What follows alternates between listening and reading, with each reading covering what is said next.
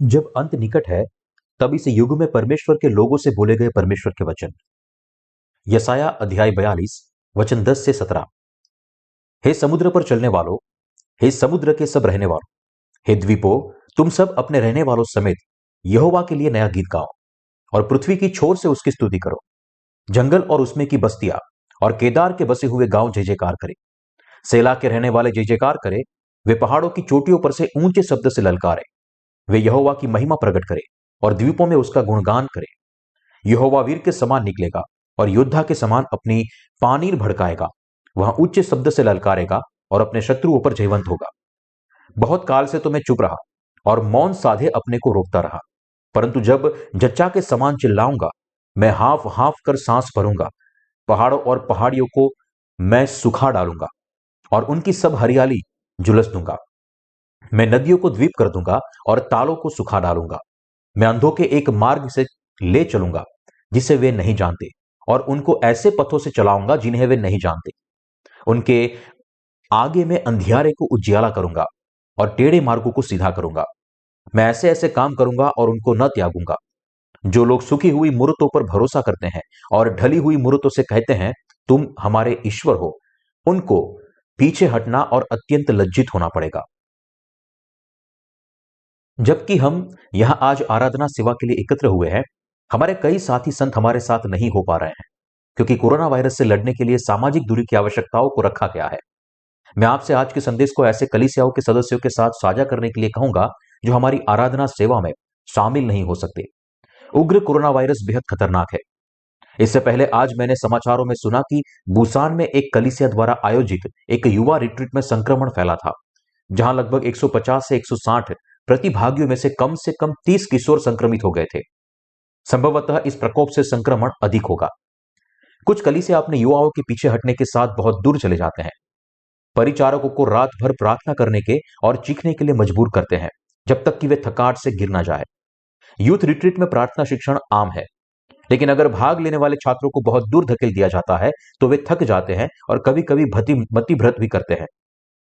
परीक्षण इतना तीव्र हो सकता है कि कुछ प्रतिभागी व्यवहारिक रूप से अपना दिमाग खो देते हैं, और शैतान इस उद्घाटन का फायदा उठा सकता है और पीड़ितों को अजीब शोर करने के लिए बहका सकता है, जैसे कि वे अन्य भाषाओं में बोल रहे हो।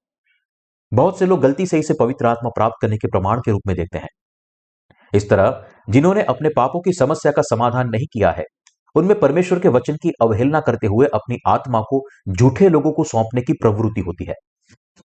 ऐसा प्रतीत होता है कि इन गलत मसीहों के लिए विश्वास का बैरोमीटर यह निर्धारित करने के लिए है कि किसी का विश्वास मजबूत है या कमजोर, वह बुरी आत्माओं के संपर्क में कितना है। हाल ही में ऐसा प्रतीत होता है कि एक निश्चित संप्रदाय के अनुयायी दुष्टात्मा के संपर्क में आ गए हैं। वे लोग दावा करते हैं कि वे अकेले 1,44,000 चुने हुए लोगों में से हैं और खुद को आत्मिक कटनी करने वाले कहते हैं, लेकिन यह पूरी तरह से निराधार झूठ के अलावा और कुछ नहीं है, जो कि परमेश्वर के वचन के बजाय अपने स्वयं के विचारों पर आधारित है।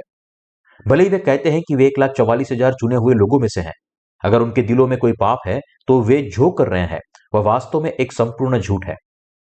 उनका दावा कुल मिलाकर परमेश्वर के सामने 100% झूठ है।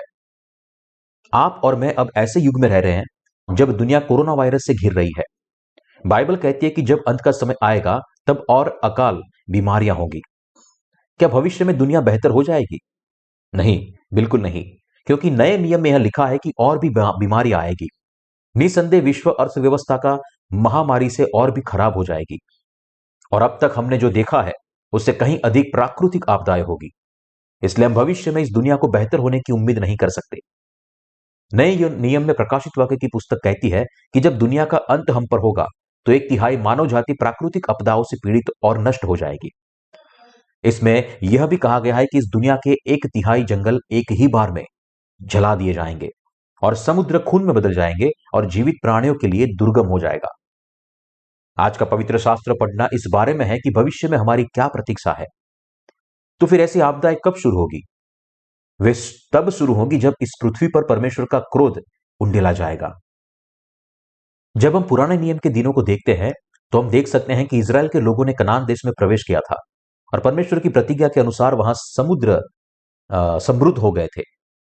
इसके बावजूद हालांकि उन्होंने अंततः यहोवा परमेश्वर को त्याग दिया और बुत परस्त मूर्तियों जैसे बाल, प्रजनन क्षमता के देवता और प्रजनन क्षमता की देवी आशेर की पूजा की।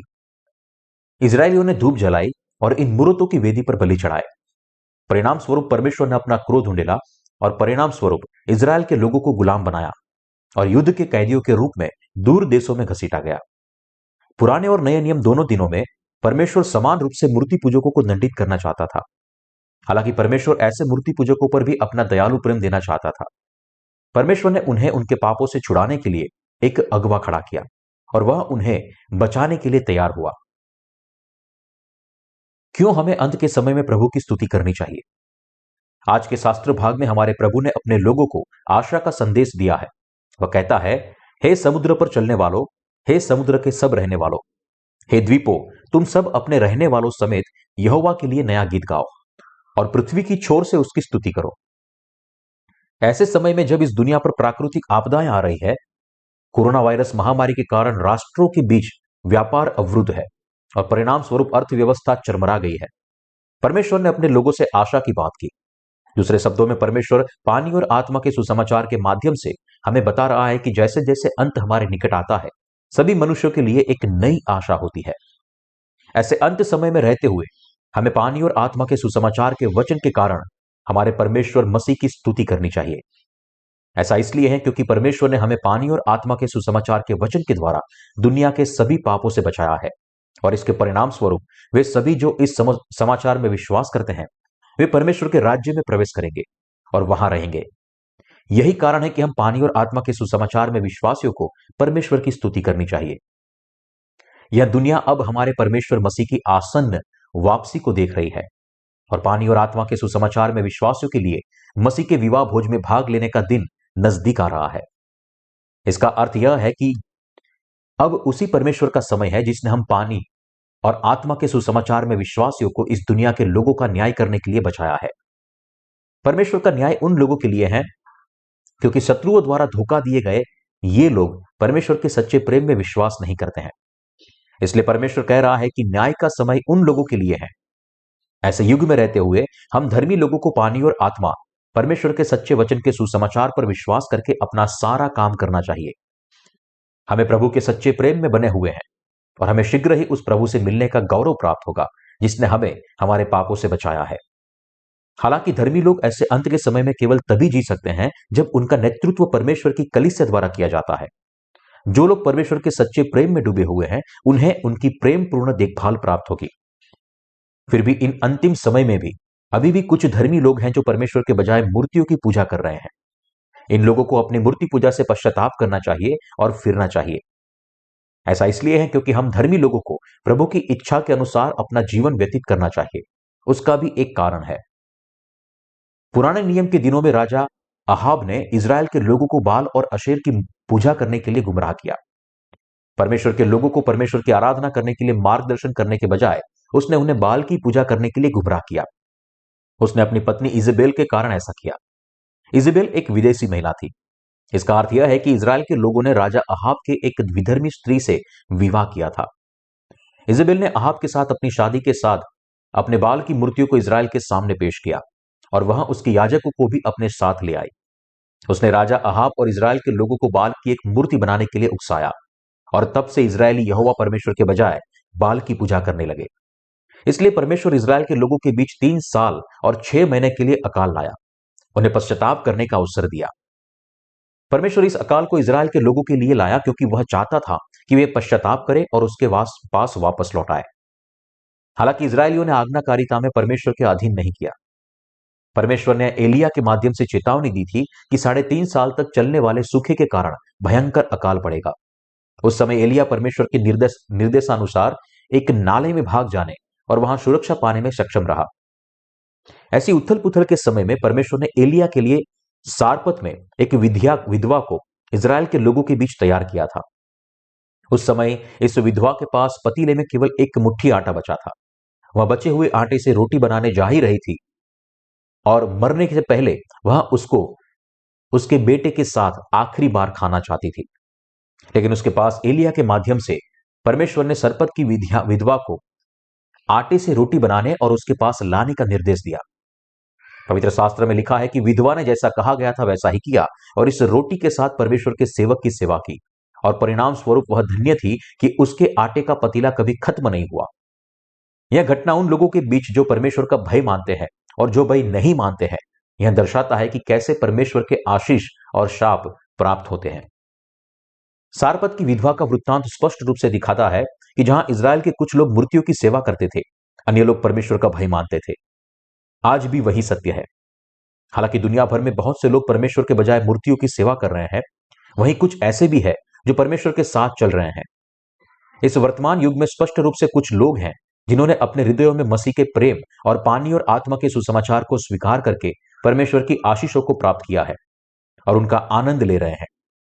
साथ ही कई लोग ऐसे भी हैं जो केवल अंत में नष्ट होने के लिए परमेश्वर और उसके पानी और आत्मा के सुसमाचार को अपने दिलों में स्वीकार करने से इनकार करते हैं और इसके बजाय व्यर्थ मूर्तियों की सेवा करते हैं और परमेश्वर के खिलाफ खड़े होते हैं। मूर्तियों की सेवा करके ये लोग परमेश्वर के सच्चे प्रेम को ठुकराते हैं। पाप के दास होने के और झूठे लोगों द्वारा धोखा दिए जाने के कारण वे परमेश्वर की सच्चाई के विरुद्ध खड़े हैं और उसके क्रोध को भड़काते हैं। यदि वे इस तरह परमेश्वर के सच्चे प्रेम को अस्वीकार करना जारी रखते हैं तो वे अंत में परमेश्वर के क्रोध का सामना करेंगे और नरक में दंडित होंगे। जैसे जैसे मानव जाति के पाप स्वर्ग में परमेश्वर तक पहुंचने के लिए ढेर हो जाते हैं, ये पाप परमेश्वर के उग्र न्याय में बदल जाते हैं और इस पृथ्वी पर दंड के रूप में उतरते हैं। आपदाएं आज की मानव जाति पर हैं और इसके परिणाम स्वरूप कई लोग अचानक मर रहे हैं। क्या आप जानते हैं ऐसा क्यों हो रहा है? लोग मर रहे हैं क्योंकि उन्होंने परमेश्वर के सच्चे प्रेम को अस्वीकार कर दिया है। जब हम मानव जाति के इतिहास को देखते हैं तो हम देखते हैं कि हर बार जब लोगों के पाप बढ़ जाते हैं तो मानव आबादी को कम करने के लिए किसी न किसी प्रकार की बीमारी उन पर हमला करती है। जैसे जैसे दुनिया ने वैज्ञानिक प्रगति की, वैसे वैसे पाप की संस्कृति भी आगे बढ़ती गई और मनुष्य इस संस्कृति के तहत दफन होकर रहने लगे। अंत में मानव जाति के लिए परमेश्वर से बहुत दूर जाना और शाप के ढेर और पीड़ा को सहना अनिवार्य था। सभी सभ्यताएं, चाहे इंका सभ्यता हो या रोमन सभ्यता, ठीक उसी समय अचानक इस पृथ्वी की सतह से गायब हो गई जब उनकी मूर्ति पूजा की संस्कृति अपने चरम पर पहुंचने के लिए तेजी से आगे बढ़ी। मध्य युग के दौरान ब्लैक डेथ ने मानव जाति को तबाह कर दिया और लाखों लोगों को मार डाला। लेकिन हम देखते हैं कि एक बार जब मनुष्य इस महामारी से उबर गए तो उन्होंने पाप की और भी उन्नत संस्कृति विकसित कर ली। इस पृथ्वी पर सभी मनुष्यों को परमेश्वर ब्रह्मांड के सृष्टिकर्ता और सभी पापों से पापियों को छुड़ाने वाले मसीही उद्धारकर्ता पर विश्वास करके पापों की धन्य क्षमा प्राप्त करनी चाहिए। हालांकि समस्या यह है कि अनगिनत लोग अभी भी एक सच्चे परमेश्वर के बजाय मूर्तियों को अपना देवता के रूप में पूजा करते हैं, इसलिए परमेश्वर उनका फिर से न्याय करेगा। मैं प्रार्थना करता हूं कि परमेश्वर मानव जाति को अंतिम आत्मिक फसल का आशीर्वाद दे। यहां तक कि इस वर्तमान युग को तबाह करने वाले कोरोना वायरस महामारी के माध्यम से भी आज परमेश्वर ने हमें अपनी कलीसिया के माध्यम से सभी मानव जाति के लिए पानी और आत्मा के सुसमाचार को फैलाने में सक्षम बनाया है। हम पानी और आत्मा के सुसमाचार में विश्वास करने वाले अब इस सुसमाचार का पूरी तरह से ई किताब, मुद्रित किताब और ऑडियो बुक्स के माध्यम से प्रचार करते हैं। यह इस युग और समय की सच्चाई है कि जैसे जैसे वैज्ञानिक प्रगति हो रही है, मनुष्य द्वारा किए गए अधर्म इस पृथ्वी पर और भी अधिक प्रचलित होते जा रहे हैं। हालांकि रोगों की कठिनाइयों के माध्यम से परमेश्वर पानी और आत्मा के सुसमाचार का वचन मानव जाति में फैला रहा है। इसलिए परमेश्वर हम धर्मी लोगों को भी हमारे विश्वास को जीने और उसकी आराधना करने की सलाह दे रहा है। परमेश्वर धर्मियों से कहता है, जंगल और उसमें की बस्तियां और केदार के बसे हुए गांव जय जयकार करे, सेला के रहने वाले जय जयकार करे, वे पहाड़ों की चोटियों पर से ऊंचे शब्द से ललकारे। आज दुनिया भर में ऐसे बहुत से लोग हैं जो हमारे जैसे पानी और आत्मा के सुसमाचार का प्रचार करते हैं। हम पानी और आत्मा के सुसमाचार को हर राष्ट्र में फैलाकर अपने परमेश्वर की स्तुति कर सकते हैं। परमेश्वर हमें पानी और आत्मा के सुसमाचार में धर्मी विश्वासियों से प्रेम करता है और हम उसकी स्तुति कर सकते हैं क्योंकि हमें विश्वास है कि यह परमेश्वर इस पृथ्वी पर लौट आएगा। परमेश्वर ने हमें उसकी स्तुति गाने के लिए आशीर्वाद दिया है। यीशु मसीह ने हम पानी और आत्मा के सुसमाचार में विश्वासियों को हमारे सभी पापों से एक बार और हमेशा के लिए बचाया है। परमेश्वर हम सब धर्मी लोगों से कह रहा है कि उस अनुग्रह के लिए उसकी स्तुति करें जो उसने हम पर बनाया है और पानी और आत्मा के सुसमाचार को सारे संसार में फैलाने के लिए कह रहा है। कभी कभी ऐसा प्रतीत हो सकता है कि परमेश्वर मनुष्यों का न्याय नहीं करता, चाहे वे कितने भी पाप क्यों न कर ले। हालांकि परमेश्वर ने स्वयं को उसके सामने अहंकारी होकर पापियों के लिए न्यायाधीश के रूप में प्रकट किया है। कभी कभी ऐसा लगता है कि परमेश्वर चुप रहकर हम सबसे छिप रहा है, लेकिन हम जानते हैं कि परमेश्वर हमेशा हमारे साथ है, हमसे बात कर रहा है और हमारी मदद करता है। परमेश्वर पानी और आत्मा के सुसमाचार के द्वारा स्वयं को हम पर प्रकट करता है। परमेश्वर की चुप्पी इतनी लंबी हो सकती है कि हर कोई सोच सकता है कि वह मौजूद नहीं है, लेकिन हम मानव जाति के इतिहास से जानते हैं कि जब मनुष्य के पाप एक निश्चित बिंदु तक पहुंच जाते हैं तो परमेश्वर स्वयं को प्रकट करते हैं। द्वितीय विश्व युद्ध की समाप्ति बाद से मानवता ने अपनी जनसंख्या में विस्फोटक वृद्धि देखी है। इसके साथ अधर्म में वृद्धि हुई है, जैसा कि कई अन्य बुरी घटनाओं में हुआ है। हालांकि परमेश्वर की अनुमति से मानव जाति के पास अब पानी और आत्मा के सुसमाचार को खोजने और उसमें विश्वास करने का एक और अवसर है। सभी मनुष्यों को अब मुड़ना चाहिए और परमेश्वर के लिए द्वारा दिए गए उद्धार के आशीष को प्राप्त करना चाहिए। इस अवसर को किसी को नहीं छोड़ना चाहिए। अपनी ओर से हमें परमेश्वर की आशीषों का लाभ उठाना चाहिए और पानी और आत्मा के सुसमाचार को पूरी दुनिया में फैलाना चाहिए। हम एक ऐसे समय में जी रहे हैं जब पूरी दुनिया में युद्ध का भूत मंडरा रहा है। हालांकि युद्ध से भी अधिक भयानक बीमारी है और इससे भी ज्यादा भयावह है अर्थव्यवस्था का पूरी तरह चरमराना। जब यह युग हम पर पड़ होगा तो सभी मनुष्य शरीर और आत्मा दोनों में इस तरह के भयानक सूखे को झेलेंगे कि वे लगभग मुर्दे की तरह हो जाएंगे। हम देख सकते हैं कि परमेश्वर ने हम में से कुछ तैयार करवाया है ताकि जब ऐसा समय हम पर आए तब हम पानी और आत्मा के सुसमाचार को पूरे संसार में प्रचार कर सके। इन कठिन दिनों में जो कुछ भी हो रहा है उसे देखते हुए मनुष्य को चाहिए कि वह परमेश्वर के सामने अपनी संगीनता देखे और अब अपनी आत्मा के उद्धार की तलाश करे। उन्हें खुद से पूछना चाहिए, अगर मैं वही करता रहा जो मैं करता रहा हूं तो मैं निश्चित रूप से नष्ट हो जाऊंगा। मैं मौत की ओर आगे बढ़ रहा हूं। फिर मैं इस युग में और अपने पापों से कैसे बचाया जा सकता हूं? सभी मनुष्य को प्रार्थना करनी चाहिए ताकि वे अपने पापों से उद्धार का मार्ग खोज सके। सीधे शब्दों में कहे तो परमेश्वर पूरी मानव जाति से कह रहा है कि वह परमेश्वर और पानी और आत्मा के सुसमाचार पर विश्वास करे जिसमें परमेश्वर की धार्मिकता निहित है। परमेश्वर कह रहा है, अपना उद्धार प्राप्त करो। परमेश्वर ने यीशु मसीह को बुलाया था जो सारी मानव जाति का उद्धार करता है, और यीशु मसीह हमें पानी और आत्मा के सुसमाचार पर विश्वास करके जो उसने हमें दिया है स्वर्ग के लिए खुद को तैयार करने के लिए कहता है। ऐसे समय में मनुष्य को चाहिए कि वे हमारे मसीह परमेश्वर को पुकार करें और परमेश्वर द्वारा दिए गए पानी और आत्मा के सुसमाचार में अपने हृदय से विश्वास करें। साथ ही हमें याद रखना चाहिए कि हम में से जिन लोगों ने पानी और आत्मा का सुसमाचार पाया है उन्हें परमेश्वर की स्तुति करने और बेहतर भविष्य के लिए तैयार करने में सक्षम होने का आशीर्वाद मिला है। जिन लोगों ने पानी और आत्मा का सुसमाचार नहीं पाया है, इसके विपरीत उनकी आत्माएं हमेशा के लिए नष्ट हो जाएंगी। इन अंतिम दिनों में परमेश्वर हम धर्मी लोगों से कह रहा है कि चुप न रहो और इसके बजाय जोर से चिल्लाए। वह अपने कार्यकर्ताओं से कह रहा है कि एक योद्धा की तरह जोश जगाए और उद्धार के अन्य कार्य के जोर से चिल्लाए और पानी और आत्मा के सुसमाचार का प्रचार करे। इस दुनिया की विभिन्न कठिनाइयों जैसे कि बीमारी, युद्ध और आर्थिक आपदाओं के माध्यम से लोग प्रभु को पुकारते हैं जिन्होंने उन्हें अपना सच्चा प्यार दिया है। सभी मनुष्यों का परमेश्वर अब उनसे कह रहा है कि वे भी पानी और आत्मा के सुसमाचार में विश्वास करके अपने सभी पापों की क्षमा प्राप्त करें। और हम विश्वासियों से परमेश्वर कहता है कि हम सब पापियों के निमित्त पानी और आत्मा का सुसमाचार सुनाए। धर्मी के द्वारा ही परमेश्वर बोलता है। वह हमें चिल्लाने के लिए कह रहा है ताकि सभी मनुष्य अपने होश में आ सके और सभी पापी परमेश्वर द्वारा दिए गए पानी और आत्मा के सुसमाचार में विश्वास करके अपने दिलों में पापों की क्षमा प्राप्त करें।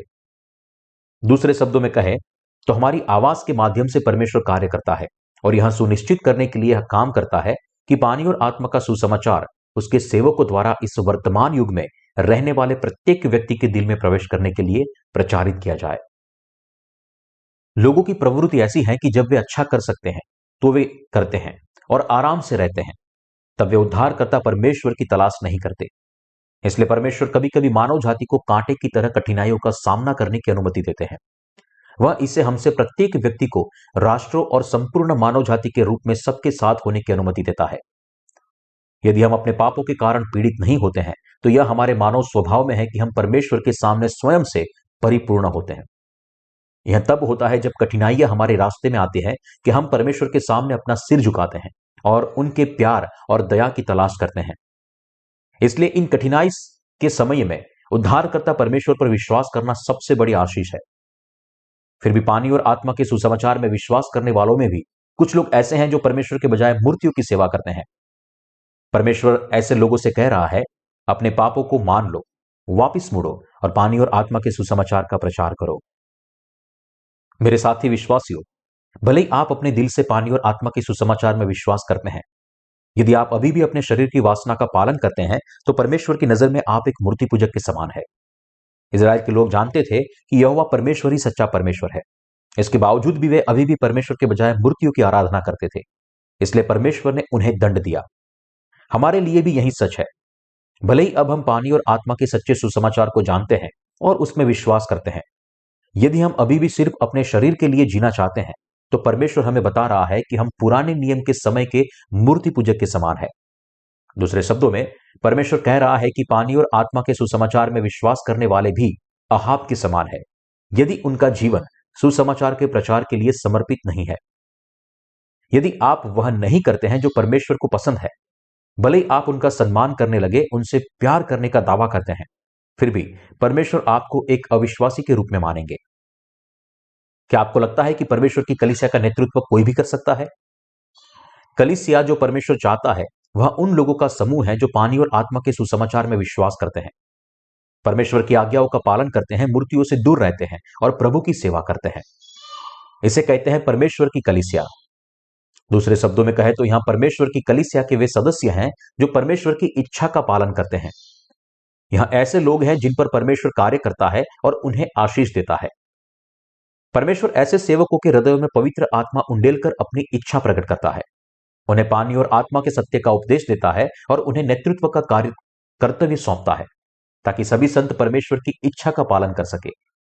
इसलिए यदि कुछ लोग केवल सैद्धांतिक स्तर पर पानी और आत्मा के सुसमाचार को जानते हैं और पूरे हृदय से इस पर विश्वास किए बिना ही इस सुसमाचार का प्रचार करते हैं, तो ऐसे लोगों का समूह परमेश्वर की कलीसिया नहीं है। कुछ समय पहले एक निश्चित भाई ने परमेश्वर की कलीसिया छोड़कर अपनी कलीसिया को शुरू किया, यह दावा करते हुए कि वह परमेश्वर की कलीसिया है। लेकिन परमेश्वर ने मुझे उससे यह कहने के लिए मजबूर किया, भाई, यह वास्तव में परमेश्वर की कलीसिया नहीं है। आप परमेश्वर की सेवा नहीं करते हैं, आप अपनी मूर्ति की सेवा करते हैं। आप अभी सोच सकते हैं कि आप पानी और आत्मा के सुसमाचार का प्रचार करने के लिए बहुत कुछ कर रहे हैं, लेकिन आपका दिल जल्द ही भ्रष्ट हो जाएगा और आप प्रभु की सेवा करने में सक्षम नहीं होंगे और आप कुछ ही समय में एक साधारण पापी के समान हो जाएंगे। ऐसा इसलिए है क्योंकि आप पानी और आत्मा के सुसमाचार का प्रचार और सेवा नहीं कर रहे हैं, बल्कि अपने शरीर की तलाश की सेवा करते हैं। पापों की क्षमा प्राप्त करने के बाद भी यदि लोग सिर्फ पैसा कमाने और खुद को और अपने परिवार को समृद्ध करने में रुचि रखते हैं, जैसा कि आजकल कई कलीसिया जाने वाले लोग करते हैं, तो ऐसे लोगों का समूह परमेश्वर की कलीसिया कैसे हो सकता है?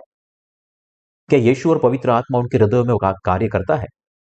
नहीं, पवित्र आत्मा उनमें कार्य नहीं करेगा। मैं किसी ऐसे व्यक्ति को जानता हूं जो यह भी दावा करता है कि वह पवित्र आत्मा है। वह निंदा करने वाले हैं। जो कोई भी पवित्र आत्मा होने का दावा करता है वह पवित्र आत्मा और पवित्र परमेश्वर की निंदा करता है। एक मनुष्य के लिए यह महज मूर्खतापूर्ण है जो देह की वासना को पूरा करके परमेश्वर के खिलाफ इस तरह से खड़ा होता है। पवित्र आत्मा स्वयं परमेश्वर है, तो जिसका हृदय पापी है वह दैवीय कैसे हो सकता है? ऐसे लोग अनिवार्य रूप से परमेश्वर की निंदा का सामना करेंगे। यह बहुत ही हास्यास्पद है। जो लोग इस प्रकार परमेश्वर की निंदा करते हैं उन्हें अपने पापों से फिरना चाहिए, क्योंकि वे उसके न्याय से बचने में सक्षम नहीं होंगे। यह विशेष व्यक्ति स्पष्ट रूप से एक सफेद घोड़े की सवारी करते हुए प्रत्येक सभा में यह कहते हुए दिखाई देता है कि उसका बड़ा भाई संप्रदाय का प्रमुख है और वह पवित्र आत्मा है। जब हम प्रकाशित वाक्य अध्याय 6 की ओर मुड़ते हैं तो हम देखते हैं कि एक सफेद घोड़ा, एक लाल घोड़ा, एक काला घोड़ा और फिर एक पीला घोड़ा, ऐसे 4 घोड़े के क्रम दिखाई देते हैं। सफेद घोड़े की सवारी करने वाला मसीह है जो स्वयं परमेश्वर है, लेकिन यह झूठा बेतु का दावा कर रहा है कि सफेद घोड़े पर सवार वही है। परमेश्वर ने यहां वचन 15 में कहा है, पहाड़ों और पहाड़ियों को मैं सुखा डालूंगा और उनकी सब हरियाली झुलसा दूंगा। मैं नदियों को द्वीप कर दूंगा और तालों को सुखा दूंगा। बाइबल यहां कहती है कि परमेश्वर दुनिया में अकाल लाएगा, उसकी व्यवस्था को छीन लेगा, बीमारियों को लाएगा और दुनिया को बर्बाद कर देगा। अगर एक बार भी वैश्विक अकाल पड़ जाए तो यह दुनिया रहने लायक नहीं बचेगी। महंगाई बेकाबू होकर आसमान छूने लगेगी। वही परमेश्वर करेगा। इस तरह परमेश्वर अंत के दिनों में मानव जाति के लिए अकथनीय आपदाएं लाएगा। इसके विपरीत जब धर्मी लोगों की बात आती है तो परमेश्वर उन्हें आत्मिक रूप से अंधे को सही मार्ग पर ले जाने, अंधकार में प्रकाश लाने और परमेश्वर की स्तुति करने के योग्य बनाएगा। हमें यह समझना चाहिए कि ऐसे लोगों के अलावा कोई और धर्मी नहीं है। एक बार जब लोग धर्मियों द्वारा प्रचारित पानी और आत्मा के सुसमाचार में विश्वास करके अपने पापों से बच जाते हैं तो वे भी हमारे साथ उद्धार के परमेश्वर की स्तुति करेंगे। इन दिनों हम अपनी ई पुस्तकों और मुद्रित पुस्तकों के माध्यम से पानी और आत्मा के सुसमाचार का प्रचार कर रहे हैं। और यदि पापी हम जो प्रचार कर रहे हैं उसे पढ़ते, सुनते और उस पर विश्वास करते हैं तो वे भी हमारी तरह विश्वास के द्वारा परमेश्वर की स्तुति करेंगे। अंत के दिनों में परमेश्वर अंधकार में पड़े लोगों को उजियाले में लाएगा। आइए हम सब वचन 16 की ओर मुड़ते हैं। मैं अंधों को एक मार्ग से चला लूंगा जिसे वे नहीं जानते, और उनको ऐसे पतों से चलाऊंगा जिन्हें वे नहीं जानते। उनके आगे मैं अंधियारे को उजियाला करूंगा और टेढ़े मार्गों को सीधा करूंगा। मैं ऐसे ऐसे काम करूंगा और उनको न्याय ताकूंगा। पानी और आत्मा के सुसमाचार को समझने के लिए दुनिया भर के कई लोगों के लिए वह दिन जल्द ही आएगा। हालांकि अभी दुनिया में अनगिनत लोग अभी भी पानी और आत्मा के सुसमाचार के वचन को नहीं जानते हैं। बहरहाल हम वर्तमान में अपनी वेबसाइट में सुधार कर रहे हैं, और एक बार यह समाप्त हो जाने के बाद दुनिया भर के अधिक से अधिक लोग आएंगे और पानी और आत्मा के सुसमाचार के बारे में जानेंगे। हमारे तरह ही ये लोग भी परमेश्वर के प्रेम और उसके द्वारा दिए जा रहे उद्धार में विश्वास करने और उसकी प्रशंसा करने के लिए आएंगे और कहेंगे, ओह, अब मैं जान गया हूं कि परमेश्वर ने पानी और आत्मा के सुसमाचार के द्वारा हमें संसार के पापों से बचाया है। मुझे अब यह भी समझ में आ गया है कि परमेश्वर हमें ऐसे ही प्रेम नहीं करते हैं। पानी और आत्मा का सुसमाचार उद्धार का वास्तविक सत्य है। इस तरह लोग परमेश्वर के द्वारा दिए गए पानी और आत्मा के सुसमाचार की सच्चाई को समझेंगे, और इस तरह जो लोग अंधेरे में फंस गए थे, बंदी गृह में बंधे थे और पाप में फंस गए थे, वे उज्जवल प्रकाश की खोज करेंगे। इस प्रकाश में आएंगे और विश्वास के द्वारा अपने पापों से बचाए जाएंगे, और ऐसे लोग विश्वास से परमेश्वर की स्तुति करने आएंगे। इस अंतिम युग में भी परमेश्वर किसी भी पापी को भूला नहीं है। इससे दूर परमेश्वर की आंखें उन लोगों को खोजती है जो उसे ढूंढ रहे हैं। इस दुनिया में ऐसे बहुत से लोग हैं जो परमेश्वर को खोज रहे हैं, और बहुत से लोग ऐसे भी हैं जो परमेश्वर के विरुद्ध खड़े हैं। इसके अलावा कई गरीब लोग हैं जो अपने दिलों में अमीर हैं। वैसे ही कई अमीर लोग हैं जो अपने दिल से बहुत ही गरीब है। परमेश्वर उन लोगों की तलाश कर रहा है जो आत्मा में गरीब है, और यहां वे लोग हैं जिन्हें परमेश्वर पानी और आत्मा के सुसमाचार के द्वारा बचाता है और स्वर्ग के राज्य का उपहार देता है। कोरिया में एक बड़ी कंपनी का सीईओ था जो लीवर कैंसर से गंभीर रूप से बीमार था। एक दिन अपने अस्पताल के बिस्तर पर बाइबल पढ़ते हुए उन्हें यह पद मिला जो कहता है कि धनवान स्वर्ग में प्रवेश नहीं कर सकते। इसलिए वह इससे बहुत परेशान था। अपने आप से सोच रहा था, मैं अमीर हूं, क्या इसका मतलब यह है कि मैं स्वर्ग में प्रवेश नहीं कर सकता? फिर वह अपने कलीसिया के पादरी के पास गया और पूछा, मैंने बाइबल में इस भाग को देखा है, क्या इसका मतलब यह है कि मैं अमीर हूं इसलिए स्वर्ग में नहीं पहुंच पाऊंगा? कृपया मुझे वह रास्ता बताए जिससे मैं स्वर्ग में प्रवेश कर सकूं। हालांकि उसका पादरी उसे पानी और आत्मा का सुसमाचार सिखाने में सक्षम नहीं था। इसके बजाय पादरी ने उससे कहा कि अगली बार जब वह उससे मिलने आएगा तो वह उसे उसी तरह सिखाएगा। लेकिन उसके तुरंत बाद सीईओ का निधन हो गया। यह कहानी स्थानीय ईसाई समुदाय में व्यापक रूप से प्रसारित की हुई और अंततः यह हमारे कानों तक भी पहुंची। अगर हमारा कोई भाई या बहन होता तो यह सीईओ अपने पापों से मुक्त हो जाता। जबकि यहां वे धनी उन लोगों का उल्लेख करते हैं जो देह के धनी है। आत्मिक रूप से कहे तो इस वचन का सही अर्थ है कि जिनके हृदय धनी है वे स्वर्ग में प्रवेश नहीं कर सकते, चाहे कुछ भी हो। परमेश्वर ने सभी से कहा है, धन्य है वे जो मन के दीन है, क्योंकि स्वर्ग का राज्य उन्हीं का है। मत्ती 5:3। यहां परमेश्वर हमें बता रहा है कि हमें आत्मा में गरीब होना चाहिए। फिर भी इस दुनिया में बहुत से लोग आत्मा में गरीब नहीं है। कुछ ऐसे भी हैं जो बहुत अमीर हैं लेकिन जिनके दिल अभी भी गरीब है, और फिर कुछ ऐसे भी हैं जिनके दिल थोड़े से भी पैसे से अभिमानी हो जाते हैं। जिन लोगों का दिल इस तरह ऊंचा है वे स्वर्ग में प्रवेश नहीं कर सकते, क्योंकि वे परमेश्वर की तलाश नहीं करते। इसलिए परमेश्वर ने इस संसार में दरिद्रता और पीड़ा को अनुमति दी है, ताकि लोगों को पानी और आत्मा के सुसमाचार में विश्वास करने से बचाया जा सके। परमेश्वर ने सभी मानव जाति को गरीबी और पीड़ा की अनुमति दी है। धनी सीईओ के पापों की क्षमा प्राप्त होती यदि वह हमारे किसी भाई या बहन के साथ हमारे पानी और आत्मा के सुसमाचार की पुस्तक के संपर्क में आता। परमेश्वर अभी भी उन्हें ढूंढ रहा है जो आत्मा में गरीब है। वह किसी ऐसे व्यक्ति की तलाश में है जो परमेश्वर को पुकारता है और पानी और आत्मा के सुसमाचार से पापों की क्षमा के उद्धार की खोज करता है। दुनिया में ऐसे कई लोग हैं, इसलिए आज बहुत से लोग हैं जो हमारी वेबसाइट या किताबों से पानी और आत्मा के सुसमाचार को पढ़ते हैं, सुनते हैं, अपने दिल से उस पर विश्वास भी करते हैं और इस तरह अपने पापों से उद्धार प्राप्त करते हैं। बहुत से लोग जो उद्धार के प्रभु की तलाश करते हैं वे पानी और आत्मा के सुसमाचार को अपने कंप्यूटर या स्मार्टफोन पर पा रहे हैं, इसे पढ़ते हैं और सुनते हैं। पानी और आत्मा के सुसमाचार की पूरी सामग्री हमारी वेबसाइट पर उपलब्ध है। जो कोई परमेश्वर द्वारा दिए गए पानी और आत्मा से सुसमाचार के माध्यम से उद्धार तक पहुंचना चाहता है, जो कोई भी परमेश्वर का आशीष प्राप्त करना चाहता है और जो सत्य को सुनना चाहता है, वह इसे पा सकता है। जो लोग प्रभु की तलाश करते हैं उनके लिए जो पुस्तक हम अपनी वेबसाइट पर मुफ्त में उपलब्ध कराते हैं वे अद्भुत समाचार है। परमेश्वर ने बहुत स्पष्ट रूप से कहा है कि वह उन्हें नहीं भूलेगा। जैसा कि लिखा है, मैं अंधों को एक मार्ग से ले चलूंगा जिसे वे नहीं जानते और उनके ऐसे पथों से चलाऊंगा जिन्हें वे नहीं जानते।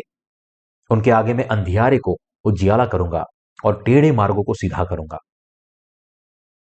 जो लोग अंधेरे में हैं उन्हें परमेश्वर की कलीसिया और पानी और आत्मा के सुसमाचार में मार्गदर्शित करते हुए परमेश्वर उन्हें प्रभु के प्रेम और उनकी धार्मिकता को खोजने और उसमें विश्वास करने और परमेश्वर की स्तुति करने का आशीष देता है। मनुष्य जाति को विश्वास के द्वारा परमेश्वर की धार्मिकता को प्राप्त करने के लिए तैयार होना चाहिए।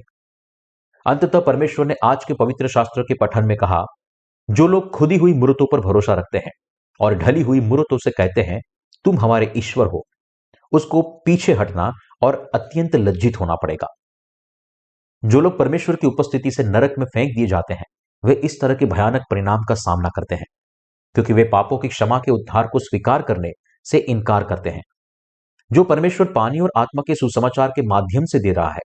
उससे विपरीत हम धर्मी जिन्होंने प्रभु का धन्यवाद करके नया जन्म लिया है, उन्होंने सर्वशक्तिमान परमेश्वर, दयालु परमेश्वर, पवित्र मसीह के कार्य और पानी और आत्मा के सुसमाचार में विश्वास करके हमारा उद्धार प्राप्त किया है।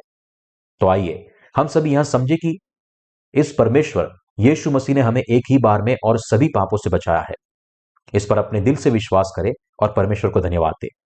आइए हम प्रभु का धन्यवाद करें, यह विश्वास करते हुए कि भले ही हमारे पास नरक में डाले जाने के अलावा कोई विकल्प नहीं था, फिर भी परमेश्वर ने हमें पानी और आत्मा के सुसमाचार के माध्यम से एक ही बार में और हमेशा के लिए हमारे पापों से बचाया है।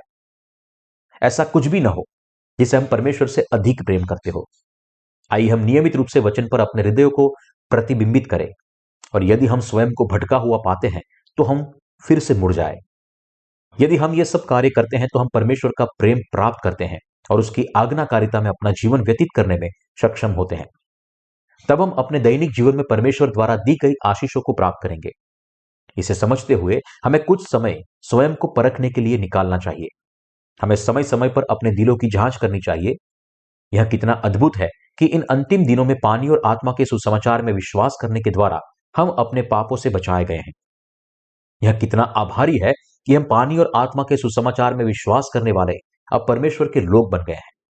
यह कितना अद्भुत है कि न्याय का परमेश्वर हमारा परमेश्वर है, उद्धार का परमेश्वर हमारा परमेश्वर है और हम इस परमेश्वर में विश्वास करते हैं, उससे प्रेम करते हैं और उसकी स्तुति करते हैं। और हम कितने आभारी हैं कि हम वास्तव में धन्य हैं जो इस परमेश्वर के प्रेम में विश्वास करते हैं, उस पर भरोसा करते हैं और उसकी स्तुति और आराधना करते हैं। इन अंतिम समय में जो कोई भी परमेश्वर और उसकी धार्मिकता को नहीं जानता वह दुखी है। ऐसे लोग अंत में बर्बाद हो जाएंगे, चाहे वे कितने भी अमीर क्यों ना हो। लेकिन उनके लिए अभी भी आशा है, क्योंकि दुनिया भर के लोग सबसे अमीर से लेकर सबसे गरीब तक अपने पापों से बच जाएंगे यदि वे हमारी किताबों के संपर्क में आते हैं या हमारे कार्यकर्ताओं से मिलते हैं। पानी और आत्मा के उद्धार के सुसमाचार को पढ़ने और उस पर विश्वास करने से वे भी बचाए जाएंगे। मानवता को विश्वास के द्वारा धर्मी परमेश्वर को ग्रहण करने के लिए तैयार रहना चाहिए। सभी मनुष्य को स्वर्ग में प्रवेश करने के लिए तैयार रहना चाहिए। हालांकि इसका मतलब यह नहीं है कि हमें यात्रा करनी होगी और अपनी पुस्तकों को दुनिया के कोने कोने में ले जाना होगा। पानी और आत्मा के सुसमाचार की सेवकाई का समर्थन करते हुए, इस सुसमाचार की सेवा करते हुए और अपने शेष जीवन के लिए विश्वास से जीते हुए हम जो कुछ भी कर जाते हैं उसे करता रहना चाहिए और इसके आगे प्रयास भी करना चाहिए। यद्यपि हम अंत के दिनों में जी रहे हैं, हम केवल इतना करना चाहते हैं कि प्रभु की स्तुति करें, उसकी आराधना करें, उसके वचन को सुने, उसका आदर करें और उसका प्रचार करें। हर समय अपना ध्यान रखें, क्योंकि बाइबल कहती है, परंतु जो यहोवा की बाट जोते हैं वे नया बल प्राप्त करेंगे। इन अंतिम समय में जीते हुए हमें उस प्रभु की ओर देखना चाहिए जो हमें पूर्ण बनाता है, संपूर्ण बनाता है। तभी हम विजयी हो पाएंगे। तब हम अपनी सामर्थ का नवीनीकरण करेंगे और अपने विश्वास के जीवन में परमेश्वर द्वारा दी गई आशीषों को प्राप्त करेंगे, और यह हमें इस पृथ्वी पर अपने शेष समय के लिए एक योग्य जीवन जीने में सक्षम बनाएगा। इस समय जो उपदेश में प्रचार कर रहा हूं उसे रिकॉर्ड किया जा रहा है, ताकि इसे पूरे कोरिया में हमारे कलीसिया के सदस्यों और दुनिया भर में हमारे साथी विश्वासियों के साथ एक वीडियो या ट्रांसक्रिप्ट के रूप से साझा किया जा सके। इस तरह से अपने सभी साथी विश्वासियों के लिए अपनी हार्दिक इच्छाओं को साझा करने में सक्षम होना बहुत ही अद्भुत है। हालांकि हम परमेश्वर के लोग हैं जिन्होंने पानी और आत्मा के सुसमाचार में विश्वास करके नया जन्म लिया है। अगर हम सिर्फ 1 या 2 महीने के लिए भी परमेश्वर की आराधना करना बंद कर दे तो हमारे लिए फिर से सांसारिक लोगों में बदलना बहुत ही आसान है। हमारा हृदय परमेश्वर से पूरी तरह दूर हो सकता है। इसलिए यह आराधना सेवा जो हम परमेश्वर को अर्पित कर रहे हैं वह अत्यंत महत्वपूर्ण है। इस बारे में सोचे कि जब हमें आराधना सेवा करने में कोई कठिनाई नहीं होती थी तो हम उसके साथ कैसा व्यवहार करते थे। क्या हमने इसे बहुत हल्के में नहीं लिया? बस केवल हम आगे बढ़ रहे हैं। कभी कभी यह सिर्फ एक दिनचर्या बन जाती है, कुछ ऐसा जो हम आदतन और जल्दबाजी में करते थे। पिछले साल में हमें काम करना पड़ा है और कभी कभी अपनी आराधना सेवाओं को भी रद्द करना पड़ा है, क्योंकि कोरोना वायरस महामारी को संबोधित करने के लिए प्रतिबंध लगाए गए थे, और इससे मेरा दिल भी भारी हो गया है। मैंने सोचा कि मेरा दिल इतना भारी क्यों है, और मैंने इसके बारे में प्रार्थना भी की। तब मेरे मन में यह विचार आया कि यदि हम परमेश्वर की आराधना नहीं करते हैं तो हमारा असफल होना तय है। इसलिए जब तक प्रभु इस पृथ्वी पर न लौटे तब तक हमें विश्वास के द्वारा उसकी आराधना की वेदी बनानी चाहिए। पवित्र आत्मा ने मेरे मन में समझ लाई और मुझसे कहा, तुम परमेश्वर की आराधना केवल इसलिए नहीं कर सकते क्योंकि तुम व्यस्त हो या कठिन परिस्थितियों का सामना कर रहे हो। इसलिए मैंने प्रभु से कहा, मैं समझ गया प्रभु, हम आपकी आराधना करेंगे, हम आराधना सेवाओं का आयोजन करेंगे। इसलिए मैंने कलीसिया के सदस्यों के स्वास्थ्य और सुरक्षा की रक्षा के लिए हर संभव प्रयास करते हुए अपनी आराधना सेवाओं को फिर से शुरू करने का फैसला किया। आज सुबह जब मैं सुबह की सेवा समाप्त होने के बाद गलियारे से नीचे जा रहा था, जीयुन गलियारे के अंत में मेरा इंतजार कर रही थी। जब मैंने उसका अभिवादन किया तो उसने मुझे बताया कि वहां फिर से आराधना सेवा में शामिल होने के लिए कितनी खुश थी। आराधना बंद होने तक वह दुखी थी, लेकिन अब यह फिर से आराधना के समय में भाग लेने में सक्षम होने के लिए खुश थी। तो मैंने उससे कहा कि मैं बहुत खुश हूं। केवल मैं ही खुश नहीं हूं, बल्कि हमारे हृदय में पवित्र आत्मा भी प्रसन्न होता है। परमेश्वर की आराधना करना अद्भुत है। हम जानते हैं कि यह आराधना सेवा परमेश्वर की नजर में एक आशीर्वाद है। पापों की क्षमा पाने वालों के लिए यदि वे कुछ महीनों के लिए परमेश्वर की आराधना करना बंद कर देते हैं तो उनका विश्वास गायब हो जाएगा और उनके दिल भ्रष्ट हो जाएंगे। वे पूरी तरह से सांसारिक दिलों में बदल जाएंगे। वे विवेक खो देंगे और उनका हृदय संसार की ओर बह जाएगा। आराधना सेवा में भाग लेने के दौरान हमें परमेश्वर के वचन को सुनने, उसकी इच्छा को समझने, उसका सम्मान करने और पवित्र आत्मा के कार्य की आज्ञाकारिता में प्रभु का अनुसरण करने का मौका मिलता है। यह परमेश्वर के वचन के माध्यम से है कि हमारी गलतियों को इंगित किया जाता है और सुधारा जाता है, जिससे हम प्रभु का अनुसरण कर पाते हैं। परमेश्वर की आराधना करने वाले सभी लोगों के लिए इस तरह के आशीर्वाद का आश्वासन दिया जाता है। पूरे कोरिया में हमारी कलीसिया और परमेश्वर के कार्यकर्ता और पूरे विश्व में काम करने वाले संतों को परमेश्वर की आराधना ईमानदारी से करनी चाहिए और उनका आशीर्वाद भी प्राप्त करना चाहिए। चाहे उनकी परिस्थितियां कैसी भी हो, उन सभी को परमेश्वर की आराधना करनी चाहिए और उन्हें सुसमाचार की सेवकाई का भी समर्थन करना चाहिए। मैं जानता हूं कि कभी कभी हम थोड़े समय के लिए खुद को पिछड़ा हुआ महसूस करते हैं, फिर भी हमें परमेश्वर की आराधना करनी चाहिए। तो आइए पहले हम अपने आसपास अपने साथी संतों के बारे में सोचें। आइए हम एक दूसरे की खातिर हर एहतियाती उपाय करें और हम परमेश्वर की आराधना करने की पूरी कोशिश करें। जब तक हम प्रभु से ना मिले तब तक हम सब परमेश्वर से प्रार्थना करें, उसकी स्तुति करें और उसके वचन पर विश्वास करके जीवित रहे। परमेश्वर आप सबको आशीष दे।